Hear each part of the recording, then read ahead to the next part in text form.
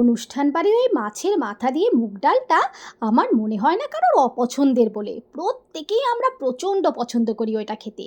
তবে অনুষ্ঠান বাড়ির ওই মাছের মাথা দিয়ে মুগের ডালের রেসিপিটা যদি আমি তোমাদেরকে আজকে বাড়িতেই বানানো শিখিয়ে দিই, তাহলে কেমন হবে বলো তো?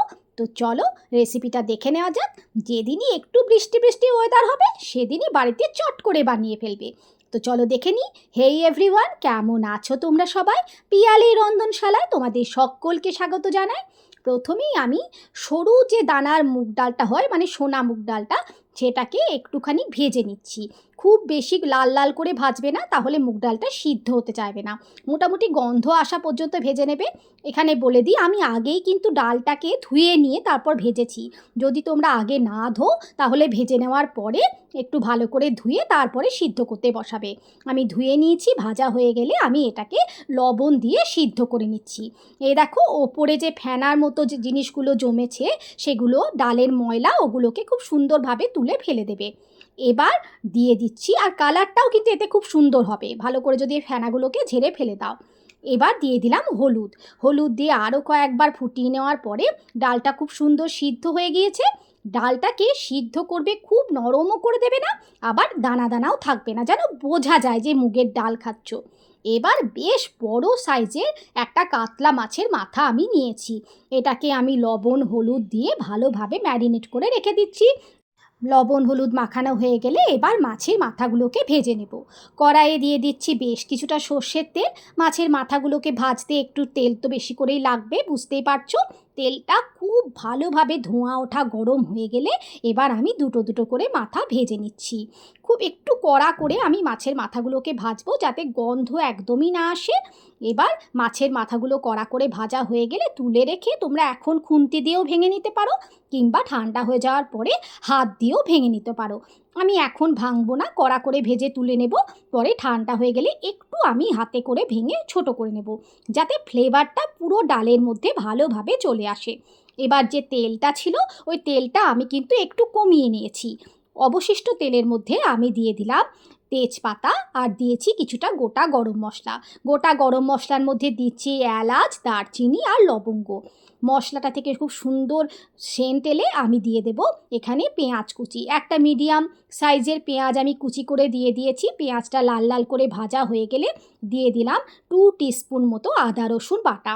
আদা রসুন বাটাটাকেও ভালোভাবে মশলার সাথে মিশিয়ে নেব। মশলার সাথে মিশিয়ে নিয়ে এবার একে একে আমি এর মধ্যে দিয়ে দেব গুঁড়ো মশলাগুলো। গুঁড়ো মশলার মধ্যে দিচ্ছি কাশ্মীরি লঙ্কার গুঁড়ো, দিচ্ছি ধনে গুঁড়ো, জিরে গুঁড়ো আর হলুদ গুঁড়ো। আর কোনো রকম মশলা এখানে লাগবে না, এই বেসিক মশলাগুলোই লাগবে। তাতেই এত অপূর্ব স্বাদ হয়, আমি বলে বোঝাতে পারবো না। মশলাগুলোকেও ভালোভাবে ভেজে নিতে হবে। কাঁচা গন্ধ চলে গেলেই আমরা এর মধ্যে দিয়ে দেব টমেটো কুচি। টমেটো আমি এখানে নিয়েছি মিডিয়াম সাইজের একটা টমেটো, সেটাকে আমি কুচি করে দিয়ে দিলাম মশলার সাথে মিশানোর জন্য। মশলার সাথে মিশিয়ে এর মধ্যে দিয়ে দিচ্ছি পরিমাণ মতো লবণ আর অল্প একটু চিনি। লবণটা বুঝে দেবে, ডালটা সিদ্ধ করার সময়তেও কিন্তু আমরা লবণ দিয়েছিলাম, এখানেও একটু লবণ দিচ্ছি। পরে যদি প্রয়োজন হয় তাহলে লবণটাকে আবারও দিয়ে অ্যাডজাস্ট করব। হাত রেখে লবণটা দিচ্ছি। টমেটোটা একটু গলে গেলে এর মধ্যে দিয়ে দিচ্ছি ভেজে রাখা মাছের মাথাগুলো। দেখতেই পাচ্ছ আমি মাথাগুলোকে একটু হাতে করে ভেঙে নিয়েছি। এবার ভালোভাবে সমস্ত মাথা মশলা সুন্দর করে এখানে কষিয়ে নিতে হবে। মশলাটা মাছের সাথে ভালোভাবে মিশে গেলেই আমরা এর মধ্যে দিয়ে দেব সিদ্ধ করে রাখা মুগের ডালটা। সিদ্ধ করে রাখা মুগের ডালটা দিচ্ছি, সাথে একটুখানি জল দিচ্ছি। জলটাও তোমরা পরে কিন্তু অ্যাডজাস্ট করতে পারবে। এখন আমরা ভালোভাবে মাছের মাথা মুগ ডাল খুব সুন্দরভাবে মিশিয়ে নিচ্ছি। এবার এর মধ্যে এখন এই সময় লবণ চিনি যেটা দেওয়ার একটু টেস্ট করে হোক, অ্যাডজাস্ট করে তোমরা দিয়ে দেবে। এবার ঢাকা দিয়ে দিচ্ছি কিছুটা ফুটে যাওয়ার জন্য। ফুটে গেলেই আমরা আমাদের মাছের মাথা দিয়ে, অনুষ্ঠান বাড়ির মতো মাছের মাথা দিয়ে মুগ ডালের রেসিপি কিন্তু একদম ডান হয়ে যাবে। ওপর থেকে দিয়ে দেবো অল্প একটু গরম মশলার গুঁড়ো, আর দিয়ে দেবো কিছুটা ঘি।